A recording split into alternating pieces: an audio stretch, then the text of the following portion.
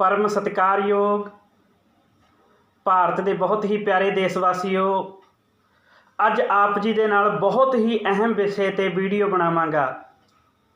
ਇਸ ਵੀਡੀਓ ਦੇ ਵਿੱਚ ਸਾਡੀਆਂ ਬਹੁਤ ਹੀ ਸਤਿਕਾਰਯੋਗ ਭਾਰਤ ਦੇਸ਼ ਦੀਆਂ ਉਹ ਮਹਾਨ ਔਰਤਾਂ ਬਾਰੇ ਗੱਲ ਕਰਾਂਗੇ ਜਿਹੜੀ ਆਪਣੇ ਆਪ ਵਿੱਚ ਹਰ ਇੱਕ ਔਰਤ ਮਹਾਨ ਹੈ। ਪੂਰੇ ਭਾਰਤ ਵਿੱਚ ਕੀ ਪੂਰੀ ਦੁਨੀਆ ਦੇ ਵਿੱਚ ਹਰ ਇੱਕ ਔਰਤ ਮਹਾਨ ਹੈ। ਇਹ ਮੈਂ ਨਹੀਂ ਕਹਿ ਰਿਹਾ, ਇਹ ਜੁਗੋ ਜੁਗ ਅਟਲ ਧੰਨ ਸ਼੍ਰੀ ਗੁਰੂ ਗ੍ਰੰਥ ਸਾਹਿਬ ਮਹਾਰਾਜ ਸੱਚੇ ਪਾਤਸ਼ਾਹ ਜੀ ਦੀ ਬਾਣੀ ਕਹਿ ਰਹੀ ਹੈ। ਸੋ ਕਿਉ ਮੰਦਾ ਆਖੀਐ ਜਿਤ ਜੰਮੈ ਰਾਜਾਨ। ਅੱਜ ਆਪ ਜੀ ਦੇ ਨਾਲ ਜਿਹੜਾ ਵਿਸ਼ਾ ਲੈ ਕੇ ਆਇਆ ਹਾਂ ਉਸ ਵਿਸ਼ੇ ਦਾ ਨਾਮ ਹੈ ਹਿੰਦੂ ਕੋਡ ਬਿੱਲ। ਜਿਹੜਾ ਹਿੰਦੂ ਕੋਡ ਬਿੱਲ ਹੈ ਇਹ ਔਰਤਾਂ ਦੇ ਪੱਖ ਵਿੱਚ ਬਣਾਇਆ ਗਿਆ, ਔਰਤਾਂ ਦੇ ਹੱਕਾਂ ਲਈ, ਔਰਤਾਂ ਦੇ ਅਧਿਕਾਰਾਂ ਲਈ ਬਣਾਇਆ ਗਿਆ। ਵਿਚਾਰਾ ਆਰੰਭ ਕਰਨ ਤੋਂ ਪਹਿਲਾਂ, ਹਿੰਦੂ ਕੋਡ ਬਿੱਲ ਜਾਣਨ ਤੋਂ ਪਹਿਲਾਂ ਆਓ ਆਪਾਂ ਆਪਣੇ ਰਹਿਬਰਾਂ ਨੂੰ, ਆਪਣੇ ਸਤਿਗੁਰਾਂ ਨੂੰ, ਆਪਣੇ ਮਹਾਂਪੁਰਖਿਆਂ ਨੂੰ ਨਤਮਸਤਕ ਹੋਈਏ, ਬੁਲਾਈਏ ਫਤਿਹ, ਆਖੋ ਵਾਹਿਗੁਰੂ ਜੀ ਕਾ ਖਾਲਸਾ ਵਾਹਿਗੁਰੂ ਜੀ ਕੀ ਫਤਿਹ। ਜੈ ਭੀਮ, ਜੈ ਭਾਰਤ, ਜੈ ਸੰਵਿਧਾਨ। ਆਪ ਜੀ ਨੂੰ ਪਤਾ ਕਿ ਸਾਡੇ ਭਾਰਤ ਦੇਸ਼ ਦੀਆਂ ਔਰਤਾਂ ਨੂੰ ਸਦੀਆਂ ਤੋਂ ਦਬਾ ਕੇ ਰੱਖਿਆ ਗਿਆ। ਉਹਨਾਂ ਨੂੰ ਅਜਿਹੇ ਨਾਮ ਦਿੱਤੇ ਗਏ ਜਿਹੜੇ ਕਿ ਜਾਨਵਰਾਂ ਦੇ ਨਾਮ ਵੀ ਨਹੀਂ ਕੋਈ ਰੱਖਦਾ। ਸਾਡੀਆਂ ਭਾਰਤ ਦੀਆਂ ਔਰਤਾਂ, ਸਾਡੀਆਂ ਮਾਵਾਂ, ਸਾਡੀਆਂ ਭੈਣਾਂ, ਸਾਡੀਆਂ ਧੀਆਂ, ਸਾਡੀਆਂ ਬੱਚੀਆਂ, ਜਿਨ੍ਹਾਂ ਨੂੰ ਐਸੇ ਸ਼ਬਦਾਂ ਨਾਲ ਬੁਲਾਇਆ ਗਿਆ, ਉਹ ਸ਼ਬਦ ਧਿਕਾਰਯੋਗ ਨੇ। ਕਿਸੇ ਨੂੰ 100 ਵਾਰ ਫਿੱਟੇ ਮੂੰਹ ਕਹਿਣਾ ਹੋਵੇ ਤਾਂ ਇੱਕ ਵਾਰ ਧਿਕਾਰ ਕਹਿ ਲਿਓ। ਇਹ ਕਿਸੇ ਆਮ ਮਨੁੱਖਾਂ ਨੇ ਨਹੀਂ, ਇਹ ਧਾਰਮਿਕ ਮਨੁੱਖਾਂ ਨੇ ਆਪਣੇ ਧਾਰਮਿਕ ਗ੍ਰੰਥਾਂ ਦੇ ਵਿੱਚ ਔਰਤ ਨੂੰ ਨੀਵਾਂ ਦੱਸਿਆ। ਤਾਂ ਕਰਕੇ ਜਿਹੜੀ ਭਾਰਤ ਦੀ ਔਰਤ ਹੈ ਨਾ, ਉਹ ਹਮੇਸ਼ਾ ਲਈ ਦਬਾ ਕੇ ਰੱਖੀ ਗਈ। ਜਦੋਂ ਤੋਂ ਸਾਡੇ ਸਤਿਗੁਰਾਂ ਨੇ, ਸਾਡੇ ਮਹਾਂਪੁਰਖਾਂ ਨੇ, ਸਾਡੇ ਰਹਿਬਰਾਂ ਨੇ ਔਰਤ ਨੂੰ ਮਰਦ ਦੇ ਬਰਾਬਰ ਦਾ ਅਧਿਕਾਰ ਲੈਣ ਲਈ, ਔਰਤ ਨੂੰ ਮਰਦ ਦੇ ਬਰਾਬਰ ਦਾ ਰੁਤਬਾ ਦੇਣ ਲਈ ਜਿਹੜਾ ਸੰਘਰਸ਼ ਕੀਤਾ, ਉਹ ਤੁਹਾਡੇ ਸਾਹਮਣੇ ਹੈ। ਸਾਡੇ ਸਤਿਗੁਰਾਂ ਨੇ ਉਸ ਸਿਸਟਮ ਨੂੰ ਲਲਕਾਰਿਆ ਜਿਹਨੇ ਔਰਤ ਨੂੰ ਪੈਰ ਦੀ ਜੁੱਤੀ ਆਖਿਆ ਸੀ, ਉਸ ਸਿਸਟਮ ਨੂੰ ਲਲਕਾਰਿਆ ਜਿਸ ਨੇ ਆਖਿਆ ਸੀ ਔਰਤ ਨੂੰ ਜਿੰਨਾ ਕੁੱਟਿਆ ਜਾਵੇ ਓਨਾ ਹੀ ਚੰਗਾ ਹੈ। ਪਸ਼ ਢੋਰ ਅਰ ਸ਼ੂਦਰ ਨਾਲੀ ਇਹ ਸਭ ਤਾੜਨ ਕੇ ਅਧਿਕਾਰੀ। ਸਾਡੇ ਰਹਿਬਰਾਂ ਨੇ, ਸਾਡੇ ਸਤਿਗੁਰਾਂ ਨੇ ਉਹਨਾਂ ਦੇ ਗ੍ਰੰਥਾਂ ਨੇ ਭਗਾ ਕੇ ਪਰੇ ਮਾਰਿਆ। ਕਹਿੰਦੇ ਜਿਹੜੀ ਔਰਤ ਹੈ ਉਹ ਮਹਾਨ ਹੈ। ਮੈਂ ਪਹਿਲਾਂ ਵੀ ਬੇਨਤੀ ਕੀਤੀ ਹੈ, ਮੈਂ ਫੇਰ ਦੱਸ ਦਿਆਂ, ਸਤਿਗੁਰਾਂ ਦੀ ਬਾਣੀ ਨੇ ਆਖਿਆ ਸੋ ਕਿਉ ਮੰਦਾ ਆਖੀਐ ਜਿਤ ਜੰਮੈ ਰਾਜਾਨ। ਇਹ ਜਿਹੜਾ ਸੰਘਰਸ਼ ਸੀ ਔਰਤਾਂ ਦੇ ਪ੍ਰਤੀ, ਇਹ ਚੱਲਦਾ ਚੱਲਦਾ ਚੱਲਦਾ ਅੱਗੇ ਪਹੁੰਚਿਆ।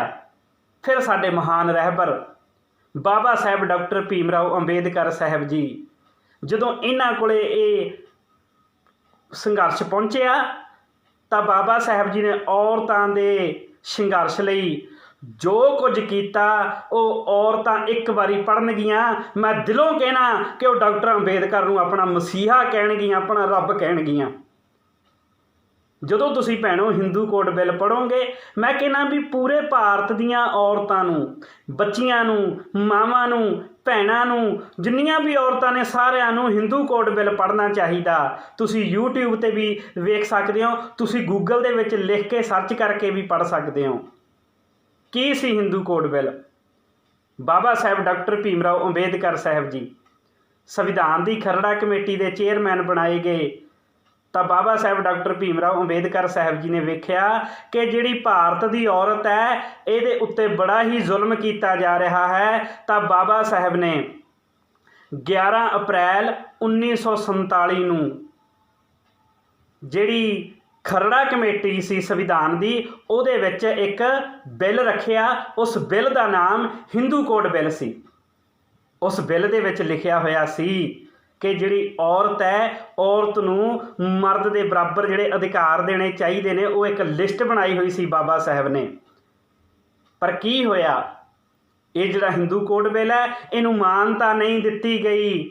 ਬਾਬਾ ਸਾਹਿਬ ਬਾਰ-ਬਾਰ ਇਹਦਾ ਜ਼ਿਕਰ ਕਰਾਉਂਦੇ ਸੀ ਵੀ ਇਹਨੂੰ ਹਿੰਦੂ ਕੋਡ ਬਿੱਲ ਨੂੰ ਵੀ ਸੰਵਿਧਾਨ ਦਾ ਇੱਕ ਹਿੱਸਾ ਬਣਾਇਆ ਜਾਵੇ, ਪਰ ਉਹ ਇਹ ਗੱਲ ਕਹਿ ਕੇ ਟਾਲ ਦਿੰਦੇ ਸੀ, ਅੰਬੇਦਕਰ ਜਿਹੜੀਆਂ ਤੂੰ ਇਹ ਹਿੰਦੂ ਕੋਡ ਬਿੱਲ ਦੇ ਵਿੱਚ ਗੱਲਾਂ ਲੈ ਕੇ ਆਇਆ ਇਹ ਸਾਡੇ ਧਰਮ ਦੇ ਖਿਲਾਫ ਨੇ। ਔਰਤ ਨੂੰ ਸਾਡਾ ਧਰਮ ਜੋ ਰੁਤਬਾ ਨਹੀਂ ਦੇਣਾ ਚਾਹੁੰਦਾ ਉਹ ਤੂੰ ਰੁਤਬਾ ਕਿਵੇਂ ਦੇ ਸਕਦਾ? ਸਾਡੇ ਧਰਮ ਦੇ ਜੋ ਕਾਨੂੰਨ ਨੇ ਉਹਦੀਆਂ ਧੱਜੀਆਂ ਉਡਾ ਰਿਹਾ ਤੇਰਾ ਬਿੱਲ, ਇਸ ਕਰਕੇ ਅਸੀਂ ਤੇਰੇ ਇਸ ਬਿੱਲ ਨੂੰ ਨਹੀਂ ਮੰਨਾਂਗੇ। ਭੈਣੋ, ਭਾਰਤ ਦੇਸ਼ ਦੀ ਉਹ ਔਰਤੋ, ਤੁਸੀਂ ਇੱਕ ਵਾਰੀ ਹਿੰਦੂ ਕੋਡ ਬਿੱਲ ਪੜ੍ਹ ਕੇ ਵੇਖੋ। ਓਏ ਡਾਕਟਰ ਅੰਬੇਦਕਰ ਸਾਹਿਬ ਜੀ ਦਾ ਇਸ ਬਿੱਲ ਕਰਕੇ ਜਲੂਸ ਕੱਢਿਆ ਗਿਆ ਪੂਰੇ ਭਾਰਤ ਵਿੱਚ। ਡਾਕਟਰ ਅੰਬੇਦਕਰ ਨੂੰ ਗਾਲਾਂ ਕੱਢੀਆਂ ਗਈਆਂ, ਡਾਕਟਰ ਅੰਬੇਦਕਰ ਸਾਹਿਬ ਜੀ ਦੇ ਪੁਤਲੇ ਸਾੜੇ ਗਏ। ਓਏ ਬਾਬਾ ਸਾਹਿਬ ਜੀ ਨੇ ਜਿਨ੍ਹਾਂ ਔਰਤਾਂ ਦੀ ਖਾਤਰ ਇਹ ਬਿੱਲ ਹਿੰਦੂ ਕੋਡ ਬਿੱਲ ਰੱਖਿਆ ਸੀ, ਤਾਂ ਇਸ ਹਿੰਦੂ ਕੋਡ ਬਿੱਲ ਦੀ ਆੜ ਦੇ ਵਿੱਚ ਉਹਨਾਂ ਲੋਕਾਂ ਨੇ ਔਰਤਾਂ ਨੂੰ ਭੜਕਾ ਦਿੱਤਾ ਅਤੇ ਔਰਤਾਂ ਨੇ ਵੀ ਬਾਬਾ ਸਾਹਿਬ ਦਾ ਵਿਰੋਧ ਕੀਤਾ। ਇਸ ਬਿੱਲ ਦੇ ਵਿੱਚ ਔਰਤਾਂ ਦੇ ਉਹ ਅਧਿਕਾਰਾਂ ਦੀ, ਉਹ ਹੱਕਾਂ ਦੀ ਗੱਲ ਕੀਤੀ ਗਈ ਹੈ ਜਿਹੜੇ ਹੱਕ ਸਦੀਆਂ ਤੋਂ ਇਹਨਾਂ ਦੇ ਖੋਹੇ ਗਏ ਸੀ। ਜਿਹੜੇ ਅਧਿਕਾਰਾਂ ਦੀ, ਜਿਹੜੇ ਹੱਕਾਂ ਦੀ ਗੱਲ ਗੁਰੂ ਨਾਮਦੇਵ, ਗੁਰੂ ਨਾਨਕ, ਗੁਰੂ ਕਬੀਰ, ਦਸ਼ਮੇਸ਼ ਪਿਤਾ ਗੁਰੂ ਗੋਬਿੰਦ ਸਿੰਘ ਮਹਾਰਾਜ, ਜੋਤੀਬਾ ਫੂਲੇ, ਸੰਤ ਨਰੈਣਾ ਜੀ, ਸੰਤ ਗਾਡਗੇ ਜੀ, ਨਰੈਣਾ ਗੁਰੂ ਜੀ, ਜਾਂ ਸਾਡੇ ਬਿਰਸਾ ਮੁੰਡਾ ਜੀ, ਜਿੰਨੇ ਵੀ ਭਾਰਤ ਦੇ ਅੰਦੋਲਨਕਾਰੀ ਨੇ ਜਿਨ੍ਹਾਂ ਨੇ ਔਰਤਾਂ ਦੇ ਹੱਕ ਲਈ ਹਾਂ ਦਾ ਨਾਰਾ ਮਾਰਿਆ, ਉਸ ਮਿਸ਼ਨ ਨੂੰ ਬਾਬਾ ਸਾਹਿਬ ਜੀ ਨੇ ਅੱਗੇ ਲਿਆਉਂਦਿਆਂ ਹੋਇਆਂ ਇਹ ਜਿਹੜਾ ਹਿੰਦੂ ਕੋਡ ਬਿੱਲ ਆ ਇਹ ਸਾਹਮਣੇ ਰੱਖਿਆ। ਕੀ ਸੀਗਾ ਹਿੰਦੂ ਕੋਡ ਦੇ ਬਿੱਲ ਵਿੱਚ, ਆਓ ਆਪਾਂ ਸਮਝਣ ਦਾ ਯਤਨ ਕਰੀਏ। ਬਾਬਾ ਸਾਹਿਬ ਕੀ ਚਾਹੁੰਦੇ ਸੀ ਔਰਤਾਂ ਲਈ, ਕਿਹੜੇ ਅਧਿਕਾਰ ਸੀ?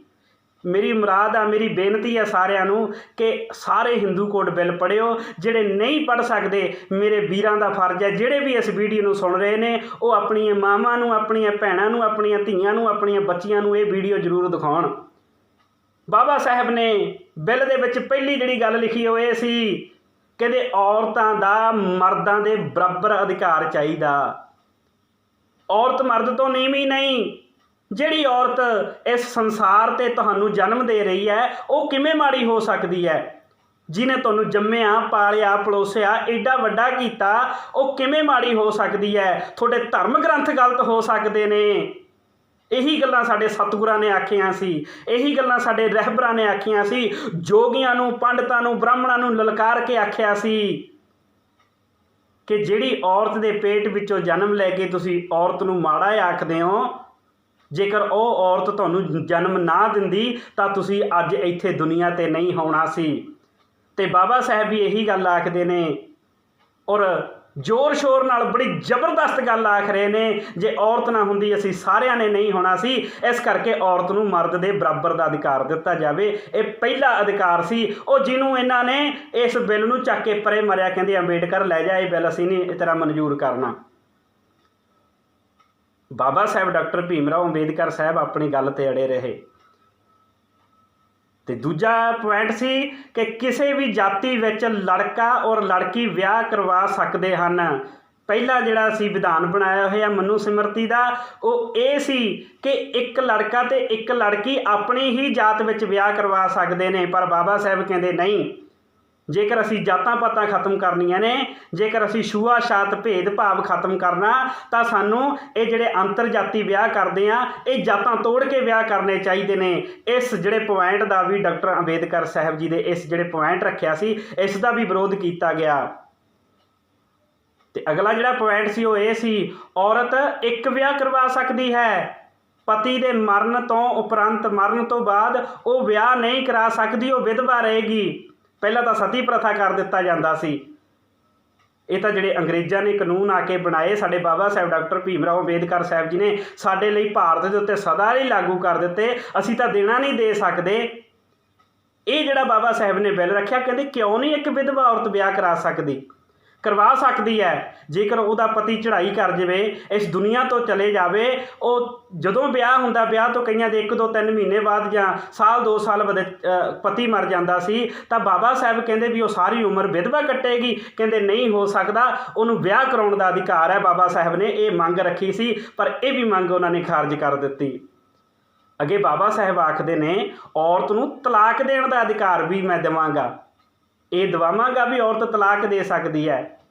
ਕਿਸੇ ਦਾ ਪਤੀ ਬੁੱਢਾ ਹੋਵੇ, ਕਿਸੇ ਦਾ ਪਤੀ ਲੰਗੜਾ ਹੋਵੇ, ਗਾਲਾਂ ਕੱਢਦਾ ਹੋਵੇ, ਕੁੱਟਦਾ ਹੋਵੇ, ਮਾਰਦਾ ਹੋਵੇ, ਛਿੱਤਰ ਪਰੇਡ ਕਰਦਾ ਹੋਵੇ, ਔਰ ਆਪਣੀ ਆਪਣੀ ਪਤਨੀ ਨੂੰ ਉਹ ਜੁੱਤੀ ਦੇ ਵਿੱਚ ਪਾਣੀ ਪਿਲਾਉਂਦਾ ਹੋਵੇ, ਬਾਬਾ ਸਾਹਿਬ ਡਾਕਟਰ ਭੀਮ ਰਾਓ ਅੰਬੇਦਕਰ ਸਾਹਿਬ ਕਹਿੰਦੇ ਮੈਂ ਇਹ ਅਧਿਕਾਰ ਔਰਤ ਨੂੰ ਲੈ ਕੇ ਦਿਆਂਗਾ ਕਿ ਉਹ ਇਹੋ ਜਿਹੇ ਪਤੀ ਦੇ ਨਾਲੋਂ ਤਲਾਕ ਵੀ ਲੈ ਸਕਦੀ ਹੈ। ਤੇ ਇਹ ਬਾਬਾ ਸਾਹਿਬ ਜੀ ਦੀ ਬਦੌਲਤ ਹੈ ਜਿਹੜਾ ਇੱਕ ਭੈਣ ਜੇਕਰ ਉਹਨੂੰ ਪਤੀ ਨਸ਼ੇੜੀ ਮਿਲ ਜਾਵੇ, ਘਟੀਆ ਮਿਲ ਜਾਵੇ, ਕੁੱਟਦਾ ਮਾਰਦਾ ਹੋਵੇ, ਜੇਕਰ ਉਹ ਭੈਣ ਦਾ ਜੀ ਨਾ ਲੱਗੇ, ਜੇਕਰ ਉਹ ਭੈਣ ਆਪਣੇ ਪਰਿਵਾਰ ਦੇ ਨਾਲ ਸਹਿਮਤੀ ਕਰੇ, ਉਹਦਾ ਘਰ ਵਾਲਾ ਸੁਧਰਨ ਵਾਲਾ ਨਹੀਂ ਹੈ ਔਰ ਉਹਦੇ ਨਾਲ ਕਿਸੇ ਵੀ ਪ੍ਰਕਾਰ ਦਾ ਧੱਕਾ ਕਰਦੇ ਨੇ, ਭਾਵੇਂ ਦਾਜ ਦਹੇਜ ਦਾ ਕਿਸੇ ਵੀ ਪ੍ਰਕਾਰ ਦਾ ਧੱਕਾ ਕਰਦੇ ਨੇ, ਉਹ ਕਾਨੂੰਨ ਦਾ ਸਹਾਰਾ ਲੈ ਸਕਦੀ ਹੈ। ਇੱਥੋਂ ਤੱਕ ਜੇ ਉਹ ਚਾਹੇ ਤਾਂ ਉਹ ਤਲਾਕ ਵੀ ਦੇ ਸਕਦੀ ਹੈ। ਇਹ ਬਾਬਾ ਸਾਹਿਬ ਡਾਕਟਰ ਭੀਮ ਰਾਓ ਅੰਬੇਦਕਰ ਸਾਹਿਬ ਜੀ ਦੀ ਇਹ ਦੇਣ ਹੈ। ਪਰ ਇਸ ਬਿੱਲ ਨੂੰ ਵੀ ਉਹਨਾਂ ਨੇ ਨਹੀਂ ਮੰਨਿਆ, ਇਸ ਪੁਆਇੰਟ ਨੂੰ ਵੀ ਨਹੀਂ ਮੰਨਦੇ ਸੀ ਉਹ। ਫਿਰ ਬਾਬਾ ਸਾਹਿਬ ਨੇ ਆਖਿਆ ਪਿਤਾ ਦੀ ਮੌਤ ਤੋਂ ਬਾਅਦ ਬੇਟੀ ਵੀ ਜਾਇਦਾਦ ਦੀ ਹੱਕਦਾਰ ਬਣ ਸਕਦੀ ਹੈ। ਜਿਵੇਂ ਬੇਟੇ ਹੱਕਦਾਰ ਨੇ ਨਾ ਜਾਇਦਾਦ ਦੇ, ਬਾਬਾ ਸਾਹਿਬ ਕਹਿੰਦੇ ਔਰਤ ਦਾ ਵੀ, ਉਹ ਬੇਟੀ ਦਾ ਵੀ ਅਧਿਕਾਰ ਹੈ, ਉਹ ਵੀ ਆਪਣਾ ਅਧਿਕਾਰ ਲੈ ਸਕਦੀ ਹੈ। ਅਗਲਾ ਜਿਹੜਾ ਪੁਆਇੰਟ ਬਾਬਾ ਸਾਹਿਬ ਨੇ ਰੱਖਿਆ, ਕਹਿੰਦੇ ਪਤੀ ਨੂੰ ਤਲਾਕ ਦੇਣ ਤੋਂ ਬਾਅਦ ਜਾਂ ਪਤੀ ਜਦੋਂ ਆਪਣੀ ਪਤਨੀ ਨੂੰ ਤਲਾਕ ਦੇ ਦਿੰਦਾ ਤਾਂ ਉਸ ਤੋਂ ਬਾਅਦ ਪਤਨੀ ਤੋਂ ਆਰਥਿਕ ਸਹਾਇਤਾ ਲੈ ਸਕਦੀ ਹੈ। ਜੇਕਰ ਪਤਨੀ ਤਾਂ ਜਾਂ ਕੋਰਟ ਦੇ ਵਿੱਚ ਉਹਨਾਂ ਦਾ ਫੈਸਲਾ ਹੋਵੇ, ਉਹਨਾਂ ਦਾ ਤੋੜ ਤੜਈਆ ਹੋਵੇ, ਤਾਂ ਬਾਬਾ ਸਾਹਿਬ ਡਾਕਟਰ ਭੀਮ ਰਾਓ ਅੰਬੇਦਕਰ ਸਾਹਿਬ ਕਹਿੰਦੇ ਜਿੰਨਾ ਤੱਕ ਤਲਾਕ ਦੀ ਨੌਬਤ ਨਹੀਂ ਆਉਂਦੀ ਉਹਨਾਂ ਤੱਕ ਜਾਂ ਜੋ ਵੀ ਕਾਨੂੰਨ ਬਣਿਆ ਉਹਦੇ ਮੁਤਾਬਕ ਜਿਹੜਾ ਔਰਤ ਨੂੰ ਉਹਦਾ ਸਹਾਇਤਾ ਲਈ ਪੈਸੇ ਬਣਦੇ ਨੇ, ਅਧਿਕਾਰ ਬਣਦਾ ਹੈ, ਉਹਨੂੰ ਦੇਣਾ ਚਾਹੀਦਾ, ਉਹਦੀ ਆਰਥਿਕ ਮਦਦ ਕਰਨੀ ਚਾਹੀਦੀ ਹੈ। ਇਹ ਬਾਬਾ ਸਾਹਿਬ ਜੀ ਨੇ ਇਹ ਕਾਨੂੰਨ ਰੱਖਿਆ ਸੀ। ਇਹ ਹਿੰਦੂ ਕੋਡ ਬਿੱਲ ਦੇ ਵਿੱਚ ਇਸ ਪੁਆਇੰਟ ਨੂੰ ਪਾਇਆ ਸੀ, ਪਰ ਉਹ ਮੰਨਣ ਤੋਂ ਇਨਕਾਰੀ ਸਨ। ਕਿਉਂਕਿ ਇਹ ਬਿੱਲ ਉਹਨਾਂ ਦੀਆਂ ਧਾਰਮਿਕ ਭਾਵਨਾਵਾਂ ਨੂੰ ਠੇਸ ਪਹੁੰਚਾਉਂਦਾ ਸੀ। ਜੇਕਰ ਕਿਸੇ ਵੀ ਸਥਿਤੀ ਵਿੱਚ ਜੇਕਰ ਔਰਤ ਨੂੰ ਤੰਗ ਪਰੇਸ਼ਾਨ ਕਰਦੇ ਹੋਣ ਤਾਂ ਉਸ ਦੋਸ਼ੀਆਂ ਦੇ ਮੁਤਾਬਕ ਜਿਹੜੇ ਵੀ ਔਰਤ ਨੂੰ ਪਰੇਸ਼ਾਨ ਕਰਦੇ ਨੇ, ਭਾਵੇਂ ਦਾਜ ਪ੍ਰਤੀ, ਭਾਵੇਂ ਉਹਨੂੰ ਕਿਸੇ ਮਜਬੂਰੀ ਪ੍ਰਤੀ, ਕਿਸੇ ਵੀ ਤਰ੍ਹਾਂ ਦਾ ਉਹਨੂੰ ਪਰੇਸ਼ਾਨ ਕਰਦੇ ਨੇ, ਕੁੱਟਦੇ ਨੇ, ਮਾਰਦੇ ਨੇ, ਤਾਂ ਡਾਕਟਰ ਅੰਬੇਦਕਰ ਸਾਹਿਬ ਕਹਿੰਦੇ ਇੱਕ ਐਸਾ ਕਾਨੂੰਨ ਬਣਾਇਆ ਜਾਵੇ ਕਿ ਉਸ ਔਰਤ ਦੀ ਆਵਾਜ਼ ਨੂੰ ਕਾਨੂੰਨ ਸੁਣੇ ਤੇ ਦੋਸ਼ੀਆਂ ਨੂੰ ਬਣਦੀ ਸਜ਼ਾ ਦਿੱਤੀ ਜਾਵੇ। ਇਹ ਬਾਬਾ ਸਾਹਿਬ ਬਿੱਲ ਪਾਸ ਕਰਵਾਉਣਾ ਚਾਹੁੰਦੇ ਸੀ, ਪਰ ਹੋਇਆ ਕਿ ਬਾਬਾ ਸਾਹਿਬ ਜੀ ਦੀ ਇਸ ਗੱਲ ਨੂੰ ਨਜ਼ਰਅੰਦਾਜ਼ ਕਰ ਦਿੱਤਾ ਗਿਆ। ਉਹਨਾਂ ਨੇ ਧਾਰਮਿਕ ਮੁੱਦਾ ਬਣਾ ਕੇ ਜਿਨ੍ਹਾਂ ਔਰਤਾਂ ਦੇ ਹੱਕ ਵਿੱਚ ਇਹ ਬਿੱਲ ਲਿਆਂਦਾ ਸੀ, ਉਹਨਾਂ ਔਰਤਾਂ ਨੂੰ ਹੀ ਬਾਬਾ ਸਾਹਿਬ ਦੇ ਵਿਰੁੱਧ ਖੜਾ ਕਰ ਦਿੱਤਾ ਗਿਆ। ਐਡੀ ਤਕੜੀ ਸਿਆਸਤ ਖੇਡੀ। ਫਿਰ ਬਾਬਾ ਸਾਹਿਬ ਕਹਿੰਦੇ ਮੈਂ ਕਾਨੂੰਨ ਮੰਤਰੀ ਨਹੀਂ ਬਣਨਾ ਚਾਹੁੰਦਾ, ਮੈਂ ਆਪਦਾ ਕਾਨੂੰਨ ਮੰਤਰੀ ਹੁੰਦਿਆਂ ਹੋਇਆ ਅਸਤੀਫਾ ਦਿੰਦਾ ਹਾਂ। 10 ਅਕਤੂਬਰ 1951 ਨੂੰ ਬਾਬਾ ਸਾਹਿਬ ਡਾਕਟਰ ਭੀਮ ਰਾਓ ਅੰਬੇਦਕਰ ਸਾਹਿਬ ਜੀ ਨੇ ਆਪਣਾ ਅਸਤੀਫਾ ਦੇ ਦਿੱਤਾ। ਇਹ ਸੀ ਬਾਬਾ ਸਾਹਿਬ ਦਾ ਹਿੰਦੂ ਕੋਡ ਬਿੱਲ।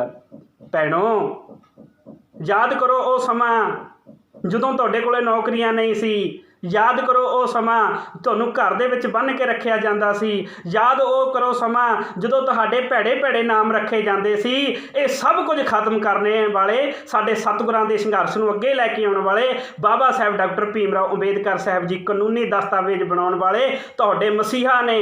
ਅੱਜ ਉਹਨਾਂ ਦੇ ਸੰਵਿਧਾਨ ਨੂੰ ਖਤਰਾ, ਤੇ ਭੈਣੋ ਤੁਸੀਂ ਹੀ ਬਚਾ ਸਕਦੇ ਹੋ। ਹਰ ਇੱਕ ਜੇ ਸੰਵਿਧਾਨ ਖਤਮ ਕਰ ਦਿੱਤਾ ਗਿਆ ਨਾ, ਇਹ ਜਿਹੜਾ ਹਿੰਦੂ ਕੋਡ ਬਿੱਲ ਦੇ ਵਿੱਚ ਧਾਰਾਵਾਂ ਲਿਖੀਆਂ ਨੇ ਇਹ ਬਾਅਦ ਵਿੱਚ ਪਾਸ ਕਰ ਦਿੱਤੀਆਂ ਗਈਆਂ ਸੀ। ਬਾਅਦ ਵਿੱਚ 4 ਹਿੱਸਿਆਂ ਦੇ ਵਿੱਚ ਕਰਕੇ ਇਹਨਾਂ ਨੂੰ ਲਾਗੂ ਕਰ ਦਿੱਤਾ ਗਿਆ ਸੀ। 1954 ਦੇ ਵਿੱਚ ਸਪੈਸ਼ਲ ਮੈਰਿਜ ਐਕਟ ਪਾਸ ਕਰ ਦਿੱਤਾ ਗਿਆ ਸੀ। 1955 ਦੇ ਵਿੱਚ ਹਿੰਦੂ ਮੈਰਿਜ ਐਕਟ ਸੀ ਜੋ ਉਹ ਪਾਸ ਕਰ ਦਿੱਤਾ ਗਿਆ ਸੀ। ਕਹਿਣ ਤੋਂ ਭਾਵ ਹੈ ਕਿ ਇਹ ਬਾਅਦ ਵਿੱਚ ਕਰ ਦਿੱਤਾ ਗਿਆ ਸੀ, ਪਰ ਜਦੋਂ ਬਾਬਾ ਸਾਹਿਬ ਜੀ ਕਹਿ ਰਹੇ ਸੀ ਇਹਨੂੰ ਪਾਸ ਕਰੋ ਉਦੋਂ ਨਹੀਂ ਹੋਇਆ। ਭੈਣੋ ਇਸ ਹਿੰਦੂ ਕੋਡ ਬਿੱਲ ਨੂੰ ਤੁਸੀਂ ਇੱਕ ਵਾਰੀ ਜ਼ਰੂਰ ਪੜ੍ਹਿਓ, ਆਪਣੀ ਆਉਣ ਵਾਲੀਆਂ ਪੀੜ੍ਹੀਆਂ ਨੂੰ ਜ਼ਰੂਰ ਪੜ੍ਹਾਇਓ ਤੇ ਬਾਬਾ ਸਾਹਿਬ ਡਾਕਟਰ ਭੀਮ ਰਾਓ ਅੰਬੇਦਕਰ ਸਾਹਿਬ ਜੀ ਦੇ ਸੰਵਿਧਾਨ ਨੂੰ ਬਚਾਓ। ਜੇ ਸੰਵਿਧਾਨ ਖਤਮ ਕਰ ਦਿੱਤਾ ਗਿਆ, ਉਹਨਾਂ ਨੇ ਫਿਰ ਮਨੂ ਸਿਮਰਤੀ ਬਣਾ ਕੇ ਰੱਖੀ ਹੋਈ ਹੈ। ਮਨੂ ਸਿਮਰਤੀ ਉਹੀ ਮਨੂ ਸਿਮਰਤੀ ਹੈ ਜਿਹੜੀ ਕਹਿੰਦੀ ਸੀ ਹਿੰਦੂ ਕੋਡ ਬਿੱਲ ਭਾਰਤ ਦੀਆਂ ਔਰਤਾਂ ਤੇ ਲਾਗੂ ਨਹੀਂ ਹੋਣਾ ਚਾਹੀਦਾ। ਭੈਣੋ ਹਿੰਦੂ ਕੋਡ ਬਿੱਲ ਖੁਦ ਪੜ੍ਹੋ। ਆਓ ਆਪਾਂ ਭਾਰਤੀ ਸੰਵਿਧਾਨ ਨੂੰ ਬਚਾਈਏ, ਬਾਬਾ ਸਾਹਿਬ ਦੀ ਸੋਚ ਨੂੰ ਬਚਾਈਏ। ਤੁਹਾਡੀ ਖਾਤਰ ਬਾਬਾ ਸਾਹਿਬ ਕਾਨੂੰਨ ਦੇ ਅਹੁਦੇ ਤੋਂ, ਕਾਨੂੰਨ ਮੰਤਰੀ ਦੇ ਅਹੁਦੇ ਤੋਂ ਅਸਤੀਫਾ ਅਸਤੀਫਾ ਦੇ ਜਾਂਦੇ ਨੇ। ਤੇ ਆਓ ਭੈਣੋ ਆਪਾਂ ਸਾਰੇ ਰਲ ਮਿਲ ਕੇ ਬਾਬਾ ਸਾਹਿਬ ਜੀ ਦਾ ਸਹਿਯੋਗ ਦਈਏ। ਜਿਨ੍ਹਾਂ ਨੂੰ ਨੌਕਰੀਆਂ ਮਿਲੀਆਂ, ਜ਼ਮੀਨਾਂ ਮਿਲੀਆਂ, ਕੋਠੀਆਂ ਮਿਲੀਆਂ, ਕਾਰਾਂ ਮਿਲੀਆਂ, ਘਰ-ਬਾਰ ਮਿਲੇ, ਪਾਸਪੋਰਟ ਬਣਾ ਕੇ ਬਾਹਰਲੇ ਦੇਸ਼ਾਂ ਵਿੱਚ ਐਸ਼ ਕਰਦੇ ਫਿਰਦੇ ਨੇ, ਉਹਨਾਂ ਨੂੰ ਵੀ ਬੇਨਤੀ ਹੈ ਕਿ ਬਾਬਾ ਸਾਹਿਬ ਦਾ ਸੰਵਿਧਾਨ ਬਚਾਇਆ ਜਾਵੇ। ਸੰਵਿਧਾਨ ਨੂੰ ਬਹੁਤ ਵੱਡਾ ਸੰਕਟ ਹੈ, ਖਤਰਾ ਹੈ। ਜਿੱਦਣ ਸੰਵਿਧਾਨ ਗਿਆ ਉਦਣ ਅੰਬੇਡਕਰ ਗਿਆ, ਜਿੱਦਣ ਅੰਬੇਡਕਰ ਗਿਆ ਉਦੋਂ ਤੁਹਾਡਾ ਰੱਬ ਗਿਆ। ਜਦੋਂ ਤੁਹਾਡਾ ਰੱਬ ਖਤਮ ਕਰ ਦਿੱਤਾ ਨਾ, ਉਦੋਂ ਤੁਸੀਂ ਗੁਲਾਮ ਬਣ ਜਾਓਗੇ। ਇੱਥੇ ਇਕੱਲਾ ਡਾਕਟਰ ਅੰਬੇਦਕਰ ਤੇ ਉਹਦਾ ਸੰਵਿਧਾਨ ਨਹੀਂ ਖਤਮ ਹੋਣਾ, ਬਾਅਦ ਵਿੱਚ ਗੁਰੂ ਗ੍ਰੰਥ ਸਾਹਿਬ ਮਹਾਰਾਜ ਜੀ ਦੀ ਬਾਣੀ ਨੂੰ ਵੀ ਇਹਨਾਂ ਨੇ ਚੁੱਕ ਦੇਣਾ, ਉਦੋਂ ਵੀ ਖਤਮ ਕਰਨਾ। ਆਓ ਆਪਾਂ ਸਾਰੇ ਇੱਕ ਝੰਡੇ ਥੱਲੇ ਇਕੱਠੇ ਹੋਈਏ। ਉਹ ਝੰਡਾ ਹੈ ਸਾਡੇ ਸਤਿਗੁਰਾਂ ਦਾ, ਸਾਡੇ ਬਾਬਾ ਸਾਹਿਬ ਜੀ ਦਾ ਮਿਸ਼ਨ। ਗੁਰਬਾਣੀ ਤੇ ਸੰਵਿਧਾਨ ਘਰਾਂ ਦੇ ਵਿੱਚ ਲੈ ਕੇ ਆਈਏ, ਖੁਦ ਪੜ੍ਹੀਏ ਤੇ ਆਪਣੇ ਬੱਚਿਆਂ ਨੂੰ ਪੜ੍ਹਾਈਏ, ਅਤੇ ਆਪਾਂ ਵੱਧ ਤੋਂ ਵੱਧ ਜਿੰਨਾ ਹੋ ਸਕੇ ਭਾਰਤੀ ਸੰਵਿਧਾਨ ਨੂੰ ਬਚਾਉਣ ਦਾ ਆਪਾਂ ਹਿੱਸਾ ਪਾਈਏ, ਯੋਗਦਾਨ ਪਾਈਏ। ਨਹੀਂ ਅਸੀਂ ਗੁਲਾਮ ਹੋ ਜਾਵਾਂਗੇ। ਅਗਰ ਮੇਰੇ ਕੋਲੋਂ ਕੋਈ ਭੁੱਲ ਚੁੱਕ ਹੋ ਗਈ ਹੋਵੇ ਤਾਂ ਤੁਸੀਂ ਮਾफ़ ਕਰਨੀ। ਵਾਹਿਗੁਰੂ ਜੀ ਕਾ ਖਾਲਸਾ, ਵਾਹਿਗੁਰੂ ਜੀ ਕੀ ਫਤਿਹ। ਜੈ ਭੀਮ, ਜੈ ਭਾਰਤ, ਜੈ ਸੰਵਿਧਾਨ।